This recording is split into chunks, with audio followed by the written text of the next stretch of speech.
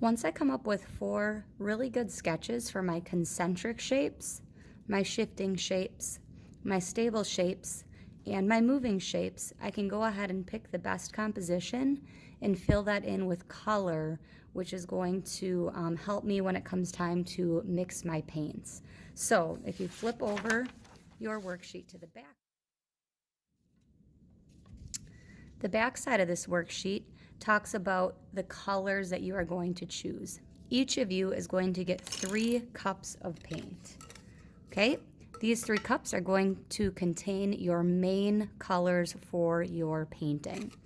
They can be 2 warm colors, so we're thinking of reds, oranges, and yellows, or they could be cool colors, which would be blues and purples and greens for cool. So you can do 2 warms paired with 1 cool, or you can pick 2 cool colors paired with 1 warm. On your paint palette, you're going to be able to add black and white, so you can make any tint or shade of the 3 colors that you choose for your cups. You also have the option of scooping out some of your cup paint and putting it into your palette and then mixing those together. So I could take 2 cup paints, mix them together to get a 3rd color on my palette. So for my particular sketch, I chose to do 2 of the warm colors.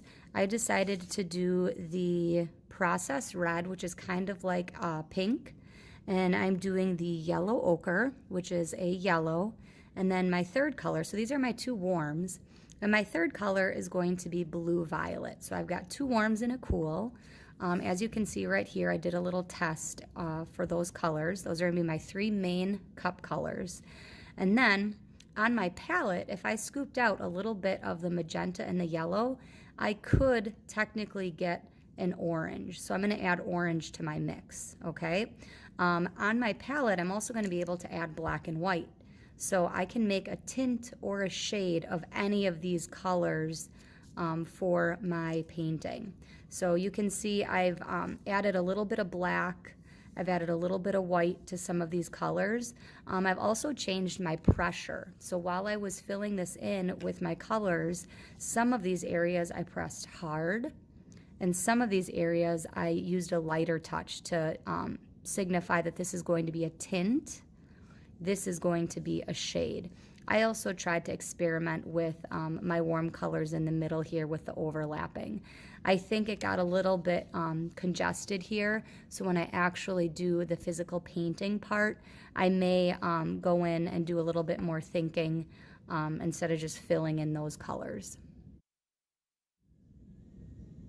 Now that I've decided that this is the one that I'm going to do, I need to go ahead and grab a canvas. And I need some rulers. I'm going to need a pencil. I'm going to need an eraser so that I can try to sketch this design onto my. There are 2 sides to this canvas. One is a very bright white that has a slight layer of gesso on this. Gesso is like a thick white paint that prevents the colors you're going to put on top, the acrylics, to soak through. The other side of this canvas is almost more of like an off-white natural fiber color.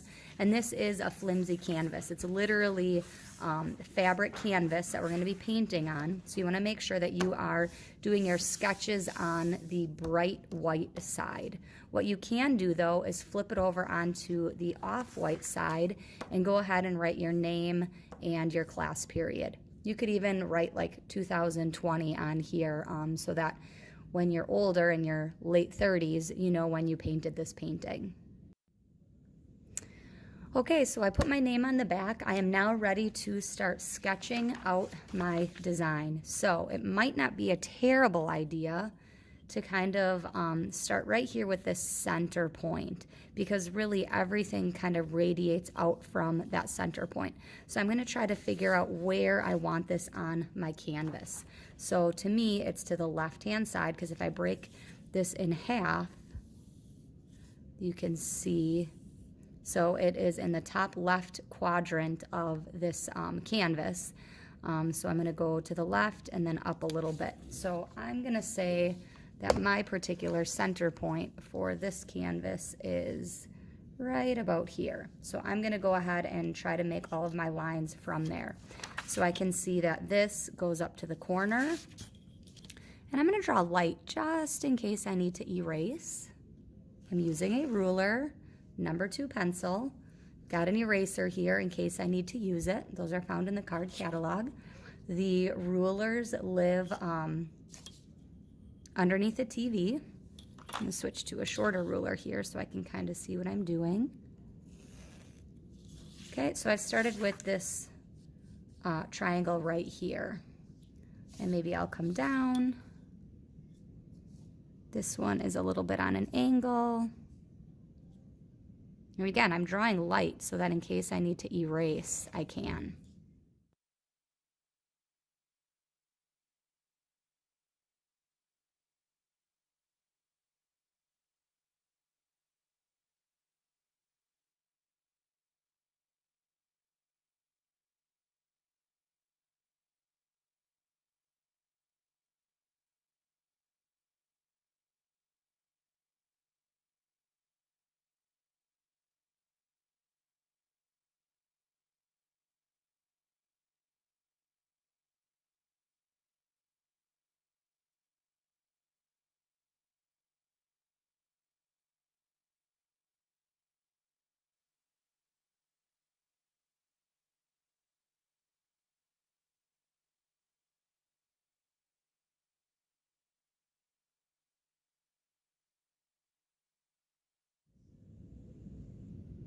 Now that I have everything mapped out, I was able to create a template out of this chipboard so that I could trace that same rectangle because I was having issues trying to measure it out and it was just taking too much time. So stopping and making a template for me was a really good idea. So now I need to go ahead and I need to take my sketch sheet and my colored pencils over to the paints so that I can start mixing the colors that I want to use.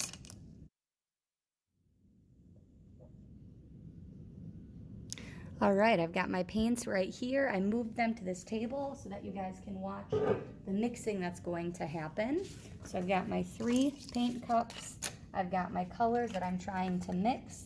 So my first one, I'm going to make this kind of golden warm yellow color. So I'm going to start with a few pumps of yellow. Okay, so I've got a little bit of yellow going on here. And then I am going to, I need to make it a little bit of a golden yellow. So I'm actually going to add just a tiny bit of the warm red. Now, when you mix or stir these colors, it's important to use the back end of the paintbrush, just to use as like a little stirrer here.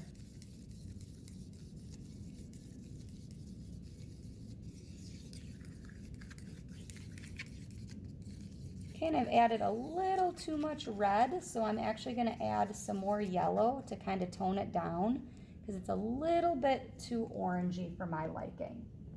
So I'm going to add a little bit more yellow to this. And this should do it once I get this all mixed up. A couple reasons why we use the back end of the paintbrush for mixing. First of all, it's easy cleanup. So all I really need to do is take a piece of paper towel after I'm done fully mixing this. You really want to scrape the edges of that container and the bottom because we're going for even color distribution on our paintings. And any kind of little bits that you missed in the mixing process are going to show up when you start putting this down onto your canvas. So take a little bit of time and really get this fully mixed. So we use the end of the paintbrush because it's easier for cleanup. All I need to do is scrape the excess off into the container like so. So this color's ready to go. I can put the lid tightly on top, save that color. I can grab some paper towel.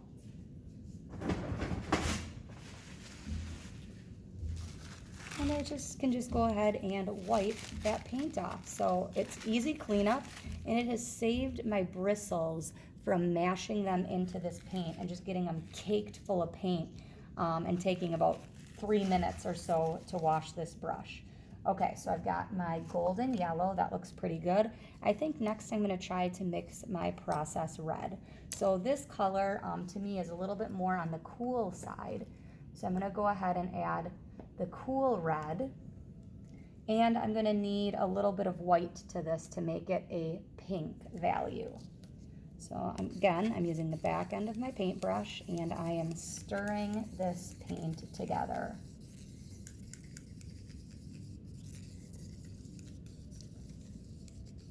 One other thing to think about, when you are mixing these colors, the color in the cup is actually going to come out a bit darker than it will, or I'm sorry, a bit lighter than it will when it is on your canvas. So right now I really love this pink color, but I know it's going to dry a little bit darker than this. So I'm actually going to add in a tiny bit more white, just because I know it's going to dry more of the color that it was in that cup.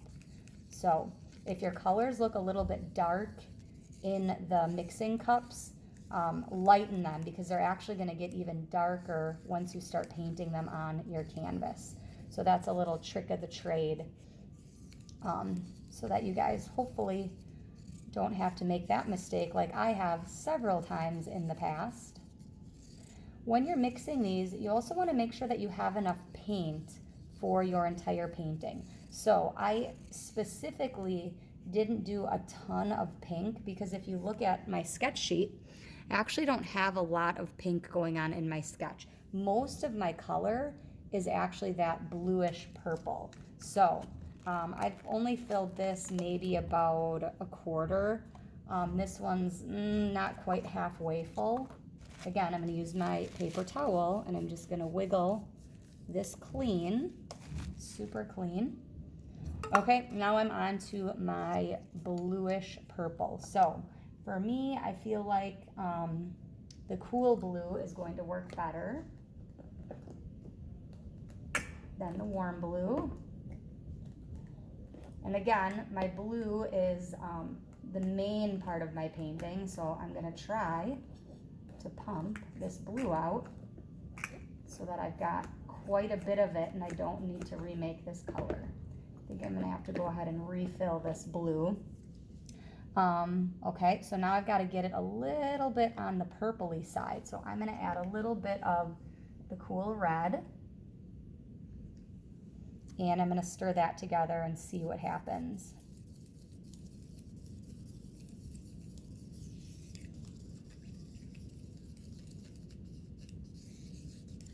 That's looking pretty good. Again, it's a little on the dark side, so I might actually add a little bit of white to this just to kind of bring that color back a little bit. It's a little bit dark for my liking.